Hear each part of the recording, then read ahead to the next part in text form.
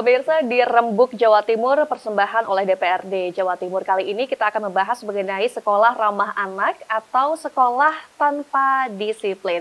Tentu saja bersama saya Sima Perwira dan narasumber yang sudah hadir bersama saya di sini, yaitu ada Dr. Andes Haji Imam Ma'ruf MM, Komisi E DPRD Jawa Timur dari fraksi Gerindra, anggota Banggar Dapil 11 Kabupaten Nganjuk, Madiun, Kota Madiun, yang juga menjabat sebagai Wakil Ketua DPD Gerindra Jawa Timur. Assalamualaikum Bapak. Waalaikumsalam, Mbak Baik, Sima. Pak Ma'ruf, kita kan melihat bahwa saat ini Jawa Timur tengah fokus untuk mengembangkan, mewujudkan, dan juga menciptakan sekolah yang ramah anak. Tentu saja konsep sekolah ramah anak ini melibatkan 3 pilar, Pak, yaitu peran satuan pendidikan, orang tua, dan juga para peserta didiknya yang bekerja sama menciptakan lingkungan sekolah yang aman, nyaman, kondusif begitu, Pak. Tujuannya tidak lain adalah menjamin adanya pemenuhan hak-hak dalam setiap aspek pendidikan, Pak. Kalau menurut Pak Ma'ruf sendiri, sekolah-sekolah di Jawa Timur, terutama di dapilnya jenengan ya Pak, di Kabupaten Nganjuk, Madiun, dan juga Kota Madiun, apakah sekolah-sekolah ini sudah paham betul nih konsep ramah anaknya? Ya. Terima kasih Mbak Sima. Saya apresiasi lah kalau Jawa Timur punya gagasan yang semacam ini. Saya kira sudah waktunya. Saya kira sudah waktunya, dan sekolah-sekolah yang ada di Jawa Timur sudah seharusnya mulai berorientasi ke sekolah ramah anak. Karena dunianya sekarang berbeda sudah. Dengan zaman saya kecil dulu beda gitu kan.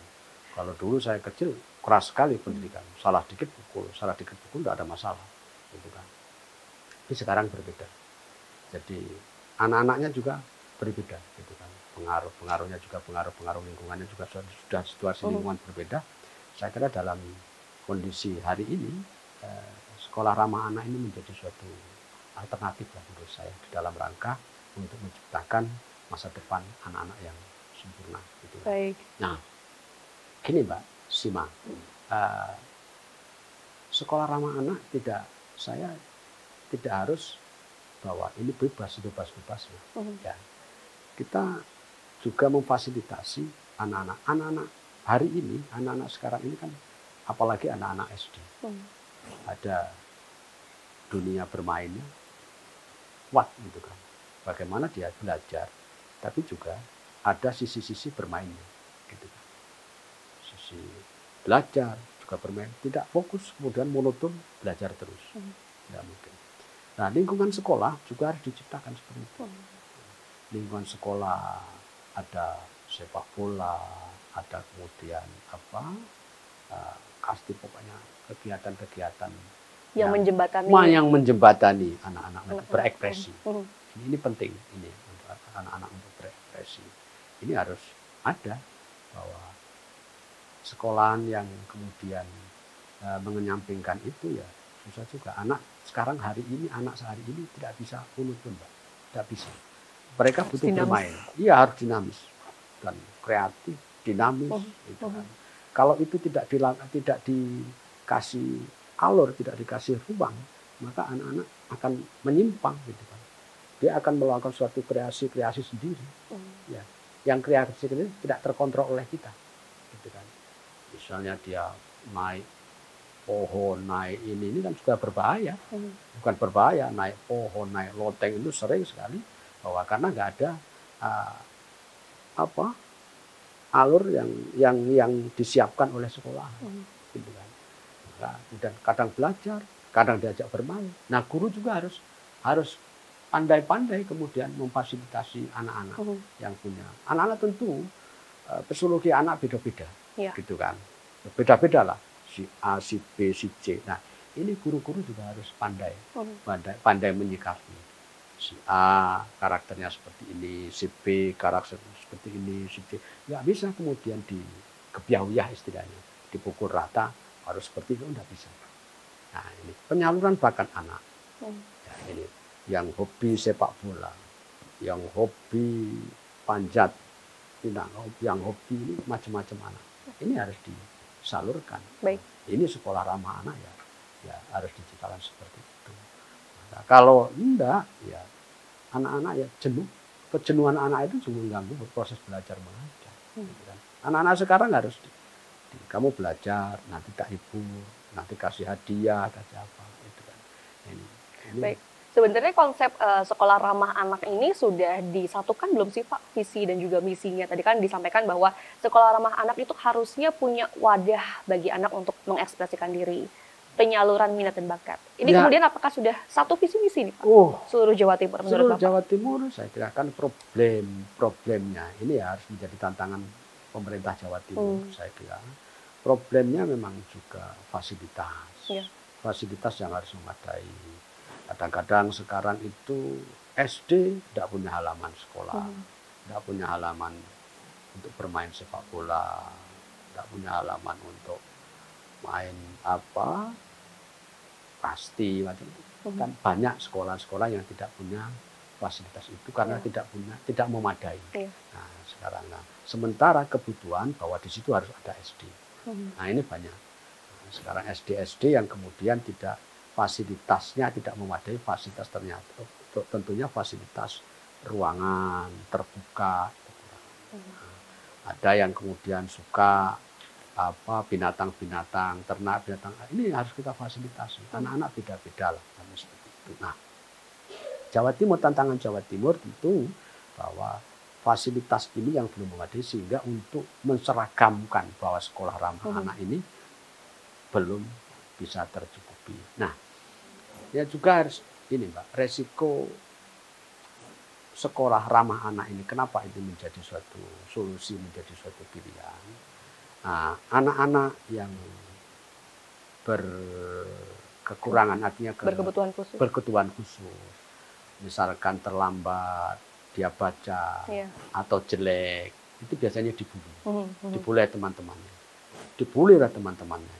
Nah, ini juga tanggung jawab guru, dibully oleh temannya, dan resikonya anak itu keluar, mesti putus sekolah, mesti putus sekolah anak itu kalau dibully. Dan pembulian itu sekarang sudah di mana-mana, Maka menurut saya apresiasi kalau Jawa Timur punya gagasan untuk menjadikan Jawa Timur sekolah ramah anak.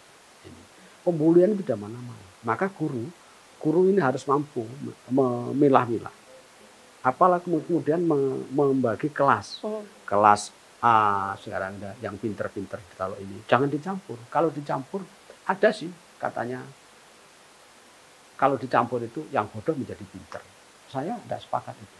Saya tidak sepakat itu. Ya, bahwa yang berkembang juga di masyarakat. Yang berkembang di masyarakat, yang berkembang di masyarakat katanya yang misalkan yang bodoh dicampur yang pinter biar menjadi pinter. Enggak, karena kemampuan otak anak itu berbeda. IQ anak berbeda. Tidak bisa itu. Saya kira tidak bisa. Maka yang terjadi pembulian. Anak bodoh itu dibully oleh teman-teman. Anak bodoh dibully sama teman-teman. Anak jelek dibully. Nah, nanti ini nggak bisa. Harus ada kelas-kelas khusus. Baik. Nah, sekolah ramah anak ada kelas-kelas khusus. Dan ada kemudian sering seminggu sekali ada hiburan. Jadi hubungan emosional guru dengan anak ini dijaga. Hubungan emosional seolah-olah bagaimana guru itu melakukan, dia mengajar, tidak hanya mengajar, tapi mendidik. Bagaimana guru itu juga di samping dia sebagai guru, menganggap itu anaknya. Dan dia punya kewajiban anak itu menjadi baik. Nah, itu juga nggak gampang. Nah, bagaimana, maka saya pesan kepada guru-guru, jangan hanya berpikir mengajar, tapi juga mendidik. Mendidik ini menjadikan anak teman. Menjadikan anaknya sendiri. Nah, kalau dia sudah, para guru-guru ini masing-masing di sekolah-sekolah sudah berpikir seperti itu, maka sekolah ramah anak ini akan baik. Dengan cara tadi ya Pak ya, untuk bukan memisahkan, tapi lebih ke mengoptimalkan dengan cara tidak mencampur begitu ya. Anak-anak yang berkebutuhan khusus dengan anak-anak yang biasa. Karena itu nanti akan menjadi problematik ke depannya. Problematik ke depan. Jadi ada satu anak, misalkan dia karena IQ-nya bagus. IQ-nya bagus. Ketika dicampur, dia akan mengganggu temannya. Ini pengalaman saya, sering saya diskusi sama, kebetulan saya punya sekolah. Itu ada anak, dia sudah Olimpiade Nasional juara 2 Olimpiade Nasional Matematika. Dia sudah mampu melampaui kelas 4, kelas 5, kelas SD. Sudah bahkan SMP dia matematika. Ya kalau kemudian dicampur dengan kelas yang kelas 4 tadi. Jenuh nanti Pak ya? Tidak hanya sekedar jenuh. Dia ngerjakan hanya berapa menit, 2 menit, 3 menit. Habis itu dia ganggu temannya. Maka proses belajar gaduh. Gitu. Wah, yang bodoh diganggu macam-macam. Sudah ada proses belajar mengajar. Nah, ini yang menurut saya harus dipisah. Sekolah harus memisah. Itu sekolah ramah anak. Bahwa efek daripada mencampur yang pinter jadi tidak menguntungkan. Ya, mesti dia cepat dia ngerjakan 5 menit selesai. Habis itu dia ngerjain temannya. Biasanya anak-anak nakal kan seneng ngerjain temannya itu kan. Ya, gitu Mbak.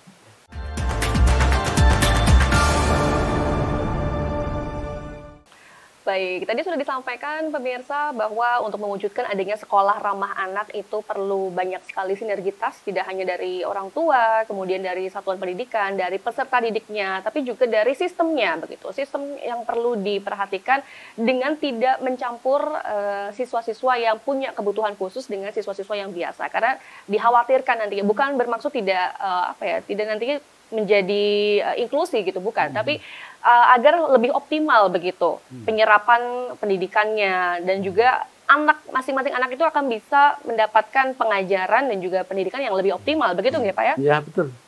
Tapi nanti kalau misalkan terpisah tidak akan bisa Pak terwujud sekolah inklusi. Mungkin perlu dipahami lagi Pak, disampaikan juga kepada masyarakat sekolah inklusi itu seperti apa, kemudian bagaimana mewujudkannya agar masyarakat tuh juga bisa tersadarkan, tercerahkan begitu Pak. Ya gini, jadi ramah anak ini tidak harus kemudian menyampingkan disiplin. Tetap disiplin itu saya kira wajib, harus bagi anak-anak. Mengajarkan kepada anak-anak dalam ini, semua anak harus disiplin, ya semua, dan itu suatu proses yang menurut saya harus diajarkan kepada seluruh lembaga-lembaga pendidikan formal, sekolah-sekolah anak. Bebasnya anak, ramah anak, menjadi bertemannya dengan anak, itu tidak mengurangi disiplin. Jangan sampai kemudian kita mengesampingkan disiplin. Disiplin itu penting. Waktunya dia belajar, harus belajar. Waktunya dia bermain, bermain. Waktunya dia bercengkrama, harus bercengkrama. Kembali ke zaman dulu berarti Pak ya, punishment and reward gitu. Iya betul, betul Mbak. Jadi rasa hubungan emosional guru dengan ini harus dibangun betul. Tapi disiplin, jadi anak harus menghormati guru, jam belajar harus disiplin, harus dibangun. Karena disiplin itu penting bagi anak, bahwa mengesampingkan disiplin juga tidak menguntungkan. Bahwa suksesnya seorang itu harus disiplin. Disiplin waktu, disiplin apa itu diajarkan kepada anak-anak. Waktunya belajar harus belajar, waktunya bermain, waktunya bermain. Pada saat anak harus dihibur, ya dihibur. Karena dia punya estetika. Ada anak usia-usia, apalagi anak-anak usia sekolah, ini banyak bermainnya. Nah, bagaimana kita mampu mewujudkan suatu permainan yang punya edukasi? Ini juga tidak gampang. Iya. Permainan yang punya makna edukasi. Ini sudah. Jadi ini permainan yang udah, selesaikan ini tugas-tugasnya dulu. Awas, nanti tak kasih hadiah. Iya, selesaikan ini. Kamu tak mau aja. Saya selalu memberi reward kepada anak-anak. Memberi reward kepada anak-anak. Jadi ini anak-anak yang saya, alhamdulillah, ini kalau sekolahan saya sih udah paling juara umum, saya langsung dikasih hadiah. Ini yang menurut saya penting. Anak-anak butuh itu. Butuh itu. Dia punya semangat tinggi. Mendapatkan reward. Semangat tinggi mendapatkan reward. Anak-anak butuh itu. Dunia, anak-anak SD itu masih butuh itu. Itu sangat dibutuhkan betul. Saya harus belajar yang bagus, saya akan dapat ini. Saya belajar yang bagus, saya akan. Nah itu juga disiplin. Itu disiplin. Nah, nggak bisa kemudian, udah pokoknya tugas. Guru sekarang saya kritik betul. Saya kritik. Guru sekarang masuk kelas, ngajar, selesai, pulang. Udah buat laporan seperti itu. Ini yang yang kurang. Menuntaskan kewajiban aja. Menuntaskan kewajiban saja. Ini nggak benar menurut saya. Iya. Mereka harus ada punishment. Nah, sekolah juga harus bisa memilah-milah anggaran untuk punishment. Ya, untuk punishment anak-anak. Anak-anak butuh itu. Anak-anak butuh itu. Ini menjadi anak-anak semangat. Menciptakan semangat untuk belajar ini yang penting. Ya kan? Memberi semangat mereka untuk belajar ini tidak gampang. Hanya jenuh dia kalau kemudian kerjakan tugas ini tidak mau ambil pukul. Nah, apalagi itu datang orang tuanya. Datang orang tuanya sekarang punya beda. Kalau dulu iya dulu. Dibiarin aja. Dia biarin aja kalau nggak pukul. Sekarang bisa marah. Bisa double dapat pukulan. Wah, iya. Di sekolah dapat, di rumah dapat. Dapat, nah itu. Gitu. Pak, tapi kalau misalkan kita melihat sekolah ramah anak ini kan harus bebas dari kekerasan fisik maupun verbal yang diterima oleh anak-anak ya Pak. Berdasarkan pengawasan dari DPRD Jawa Timur sendiri Pak, seberapa marak sih Pak sebenarnya kekerasan fisik dan verbal di sekolah-sekolah Jawa Timur Pak? Dan apa yang paling marak kasusnya? Oh, kekerasan luarnya biasanya itu di sekolah-sekolah yang sekolah-sekolah yang notabene justru saya melihat sekolah-sekolah yang negeri. Kalau sekolah-sekolah swasta itu kan punya konsekuensi. Guru itu ya sekarang banyak mindset masyarakat memilih anaknya sekolah-sekolah di swasta. Karena apa? Karena orang-orang guru-guru sekolah negeri tadi yang Mbak Sima katakan itu kan mereka kerja. Jadi ngajar itu bukan lagi mereka mendidik anak, tapi kerja. Tugas saya kerja. Selesai ya pulang. Tidak punya tanggung jawab moral bagaimana anak ini menjadi masa bodoh. Gitu kan. Ya memang ada sekolah-sekolah tertentu yang memang sudah favorit. Tapi kebanyakan sekarang sekolah-sekolah negeri itu sudah ya, dia kerja, pulang guru, kerja, pulang guru. Tidak ada nuansa mendidik anak itu. Apalagi berpikir untuk ramah anak. Tidak ada. Nah, saya menurut seperti itu. Apakah ini karena adanya indikasi kurang honor nih Pak, jangan-jangan pendapatan para guru nih kan banyak masyarakat bilang rendah sekali, apalagi guru honorer, itu yang menyebabkan mungkin adanya tadi Pak spekulasi Bapak. Iya memang kalau guru bagi maka sekolah yang banyak guru honorernya itu saya bisa punya persepsi hampir susah untuk menciptakan kualitas anak. Bagaimana dia berpikir ngajar anak-anak, dia mikir di rumah aja susah ekonomi. Iya. Susah, tidak mungkin. Ini menjadi PR bagi pemerintah daerah maupun pemerintah pusat. Ya. Semakin banyak guru honorer, maka kalau bayarannya pas-pasan, tak mungkin dia bisa menghasilkan suatu anak didik yang bagus. Tidak mungkin itu. Hanya orang-orang tertentu aja lah yang punya kesadaran, tapi kecil kemungkinannya. Karena banyak yang bilang guru itu panggilan hati ya Pak? Panggilan hati.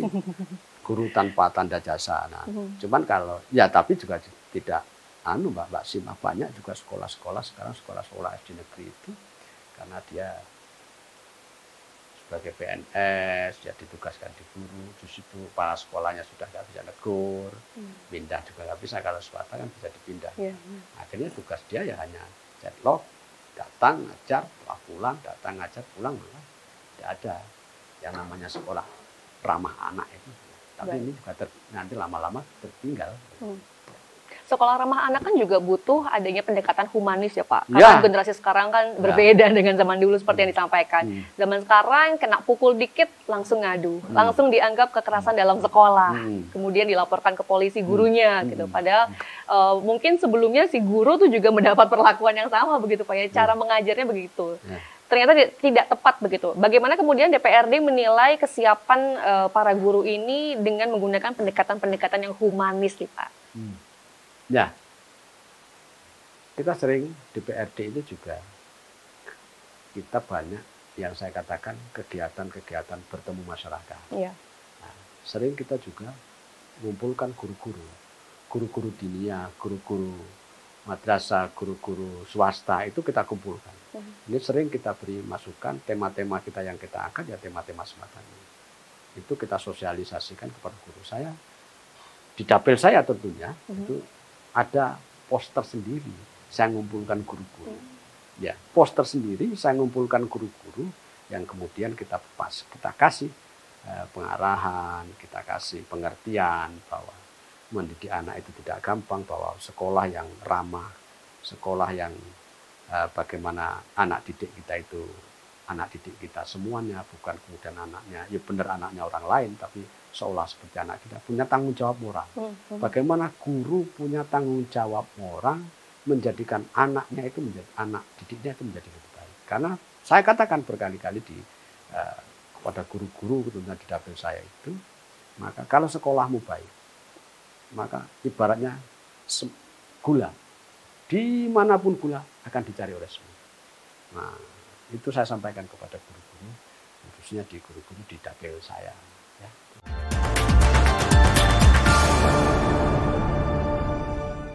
Pemirsa, kalau zaman sekarang itu ada yang namanya strawberry generation, yaitu generasi yang kalau ditekan sedikit dia langsung lemah, lembek begitu.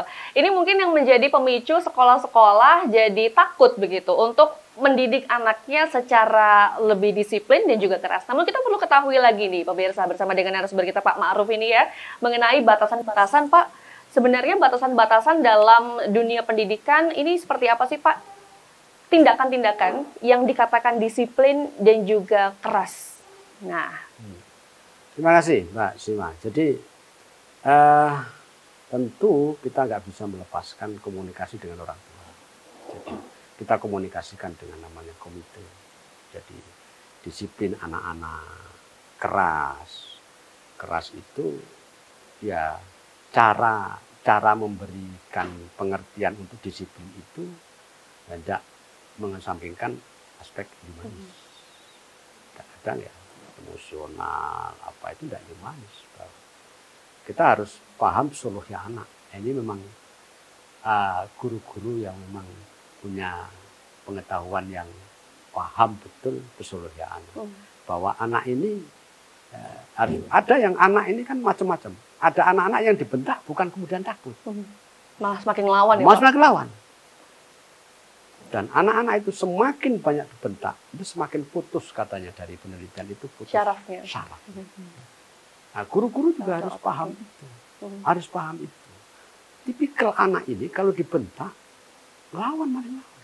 Tapi kemudian ada cara khusus, ya, bagaimana menuntun anak itu berdisiplin. Jangan begini dong, kamu tidak boleh begini. Kadang-kadang ini menjadi mereka justru di apa ya bahasa Jawanya slondo itu, jangan begini kamu, ini tidak bagus, ini. Padahal dibentak lawan. Ada banyak anak-anak sekarang dibentak jadi ngelawan, tapi begitu disentuh hubungan emosionalnya mereka menjadi sadar. Nah, ini yang kemudian dikatakan ramah. Ini yang dicari hari ini. Guru-guru harus paham itu. Tipikal anak-anak ini bagaimana? Ini tidak bisa dikerasi. Kalau dikerasi mendelik. Nah, ya banyak anak-anak yang seperti itu. Yang seperti. Nah, inilah yang kemudian memunculkan adanya kekerasan di dalam pendidikan. Jadi kekerasan dalam pendidikan itu ada kemudian menjadi kasus dan sebagainya. Itu kan seperti itu. Kita tidak mau, mereka tidak mau memahami psikologi anak. Anak ini punya psikologi tertentu. Caranya beda. Jadi memang ya guru harus mengerti itu. Baik. Psikologi, pedagogik, psikologi anak itu harus. Baik. Sebenarnya di sekolah juga sudah ada guru bimbingan konseling ya Pak? Udah ada. Perlukah lagi kita menghadirkan psikolog anak Pak? Atau psikolog pendidikan di masing-masing sekolah di Jawa Timur nih Pak? Tentu perlu. Tentu perlu. Dan kalau bisa ada semacam pertemuan-pertemuan guru-guru di masing-masing zona oleh pemerintah daerah. Ini perlu, sangat perlu, karena tidak semuanya guru juga paham tentang psikologi anak. Ini perlu bagi pemerintah daerah menyiapkan tenaga konseling, tenaga pengarah bagi guru-guru yang mengajar untuk mengantisipasi adanya kekerasan di dalam sekolah. Ini penting menurut saya. Harus menurut saya. Dan itu mendesak bagi saya. Dengan isu-isu kekerasan ini perlu. Resikonya apa, dampaknya apa, perlu ada. Dihadirkan oleh pemerintah daerah Jawa Timur. Maka kami punya keinginan besar dari Komisi E ya, untuk membentuk regulasi dan menyampaikan kepada gubernur bahwa ini penting dilakukan. Apakah nanti bentuknya melalui sosialisasi atau apa, tapi harus ada juga disiapkan semua perangkat anggaran untuk melakukan suatu pertemuan di masing-masing zona. Dan siapa teknisi-teknisinya itu tentu salah satu ada psikolog-psikolog yang akan mendampingi guru. Ya, karena mungkin bimbingan konseling juga belajar psikologi, tapi saya rasa berbeda begitu Pak, berbeda. Lebih spesifik psikolog begitu. Lebih spesifik psikolog, betul, lebih spesifik. Dan konseling itu kan hanya beberapa bintir orang. Tapi guru-guru ini perlu diseragam, perlu diberi masukan-masukan bahwa kekerasan di dalam pendidik anak itu berisiko kepada anak, berisiko pada dirinya. Kalau sampai mereka terjadi, urusannya dengan pihak berwajib. Hari-hari ini kan seperti itu. Bagi anak-anak juga saya bilang bahwa semakin anak dikerasi, semakin mereka akan menjadi keras. Anak yang dibentuk dengan cara kekerasan, terus dibentak, dia akan menjadi keras. Sudah. Itu karena kebetulan saya juga sekolah pesulung juga. Jadi semakin anak dibentuk dengan cara, dididik dengan cara keras, dia akan menjadi keras. Berarti bentuk dari kedisiplinan dan tanggung jawab tidak harus keras. Seperti apa Pak contohnya Pak? Iya, tidak harus keras. Disiplin itu tidak harus keras. Kamu waktunya jam berapa itu? Ayo, itu kan. Jam berapa? Jam berapa masuk? Iya, cara menyampaikannya. Tentu cara menyampaikan. Karena kita udah tahu mereka kalau masuk, gitu kan. Masuk kamu. Kalau enggak tak pukul, lawan dia. Iya, betul. Lawan dia. Karena memang tipikalnya dia seperti itu. Lawan, bisa marah, bisa ini. Akhirnya kadang-kadang terjadi berani anak sama guru. Nah, ini juga nggak bagus. Berani anak sama guru. Dan itu sudah sering terjadi. Sering terjadi bahwa murid itu berani. Maka ketika ada di viral itu, murid berantem dengan guru dan apa. Ya seperti itu. Karena mereka tidak memahami psikologi anak. Tipikal anak itu beda-beda. Anak ini tidak perlu dikerasin. Betul. Pak, sebenarnya kalau kita melihat anak-anak yang dalam tanda kutip bermasalah tadi ya Pak ya, untuk menciptakan adanya sekolah ramah anak, itu perlu adanya pembinaan. Tapi pembinaan tuh selalu menitik beratkan pada anaknya. Padahal kalau kita lihat ke belakang, ada peran orang tua.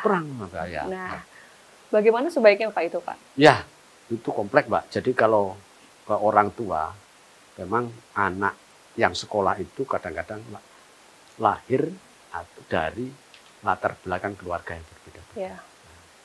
Tentu ketenangan di dalam rumah tangga itu juga pengaruh sekali kepada kenyamanan, ketenangan di dalam rumah tangga itu sangat berpengaruh terhadap psikologi anak. Anak yang hidup dalam keluarga yang tidak nyaman, anak yang hidup dalam keluarga yang broken itu punya efek yang luar biasa terhadap masa depan. Tapi bukan berarti tidak punya masa depan kan Pak? Oh punya masa masih punya masa depan. Nah ini bagaimana guru itu bisa memahami. Ketika mereka di rumah ada persoalan, dia sekolah damai. Nah itu tugas guru. Ketika dia di rumah hidupnya tidak nyaman, hidupnya banyak permasalahan. Tapi mereka hadir di sekolahan, dia bisa menikmati kedamaian. Ini tugas guru, tugas pendidik. Ya mereka karena sekolah ya mendidik, ya mengajar, ya mendidik, ya mengajar. Buat apa sekolah kemudian hanya sekedar mengajar saja? Karena dia ke sekolah tidak cukup dia mengerti dalam mata pelajaran saja, tapi karakter mereka terbentuk. Baik. Karakter mereka harus terbentuk. Nah, di rumah mereka problem, di sekolah kalem. Nah, kalau bisa komunikasi. Betul, betul. Baik, Pak. Terakhir, Pak, apakah kedepannya nantinya DPRD Jawa Timur ini punya inisiatif untuk melibatkan orang tua dalam membuat regulasi ataupun kebijakan, serta mungkin pesan-pesannya kepada masyarakat, Pak? Enggak, harus Mbak. Jadi sekolah-sekolah itu kan sekarang ada komite. Sekolah-sekolah itu ada komite. Yang sudah berlangsung, sekarang sudah berjalan. Jadi ketika merumuskan masalah kedisiplinan, masalah hal-hal yang lain berkaitan dengan itu melibatkan komite. Tidak bisa. Maupun negeri, sekolah, swasta, maupun apa melibatkan. Semua itu melibatkan komite. Jadi sehingga transparansi ada, gitu kan. Makanya menurut saya komite ini menjadi sesuatu yang penting di dalam merumuskan sekolah ramah lingkungan ini. Komite ini harus memberikan masukan yang bagus, kerjasama yang bagus, dengan sinergi dengan para guru, sehingga mampu mewujudkan sekolah yang ramah lingkungan. Ramah anak. Ramah anak.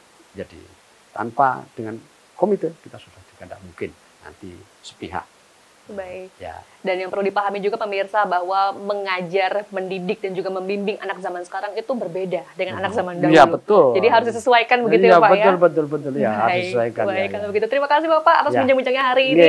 Semoga pemirsa menjadi insight juga untuk Anda begitu ya dalam mewujudkan sama-sama sekolah ramah anak di Jawa Timur. Saya Sima Perwira bersama dengan Pak Makruf serta kerabat kerja yang bertugas pamit undur diri, sampai jumpa di Rembuk Jawa Timur, persembahan oleh DPRD Jawa Timur.